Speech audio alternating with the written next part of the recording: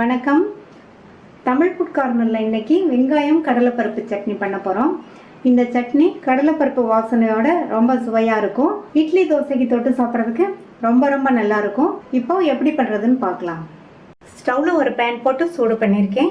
அதில் 3 டீஸ்பூன் எண்ணெய் சேர்த்து, எண்ணெய் சூடானதும் அதில் 5 காஞ்ச மிளகாவை சேர்த்து மிதமான தீயில வச்சு இந்த மிளகாவை கருகிராமல் வறுத்துக்கணும்.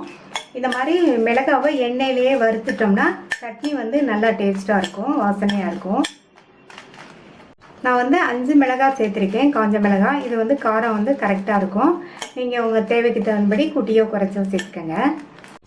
காஞ்ச மிளகாய் எண்ணெயிலேயே நல்லா வறுபட்டுருச்சு. இதை தனியாக எடுத்து வச்சுட்டு அதே எண்ணெயிலேயே 2 டேபிள் ஸ்பூன் கடலைப்பருப்பை சேர்த்து இந்த கடலைப்பருப்பை நல்லா பொன்னிறமாக வறுத்துக்கணும். இந்த மாதிரி வறுத்துக்கணும். கடலைப்பருப்பு இந்த மாதிரி வறுபடாமல் பச்சையாக இருந்தாலும் டேஸ்ட் நல்லா இருக்காது. அதே மாதிரி கருக வறுத்தாலும் சட்னியோட சுவை நல்லா இருக்காது. இந்த மாதிரி வறுத்துக்கங்க. இப்போ இதை தனியாக எடுத்து வச்சிடலாம்.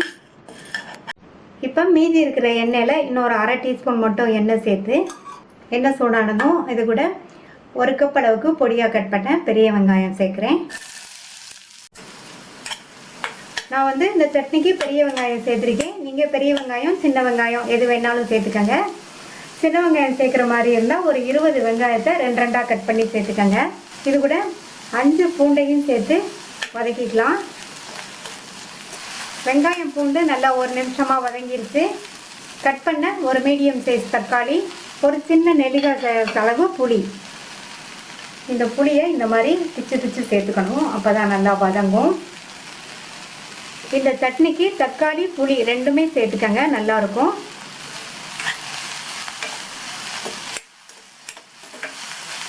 இப்போ இதை லேசாக வதக்கி விட்டுட்டு இதுக்கு தேவையான அளவு உப்பை சேர்த்துடலாம். உப்பு சேர்த்துட்டு நல்லா வதக்கி விட்டுக்கோங்க. எல்லாமே இந்த புளி, தக்காளி, வெங்காயம், பூண்டு எல்லாமே நல்லா வதங்கி சுருண்டு வரட்டும். இப்போ எல்லாமே நல்லா வதங்கிருச்சு. ஸ்டவ் ஆஃப் பண்ணிவிட்டு ஆற விட்டுறலாம். வறுத்து வச்ச மிளகாய் கடலைப்பருப்பெல்லாம் நல்லா ஆறிடுச்சு. இதை மிக்ஸி ஜாரில் சேர்த்துட்டு 4 சுற்றிக்கலாம். அடுத்து இது கூட வதக்கி வச்ச வெங்காயம் தக்காளியை சேர்த்துடலாம்.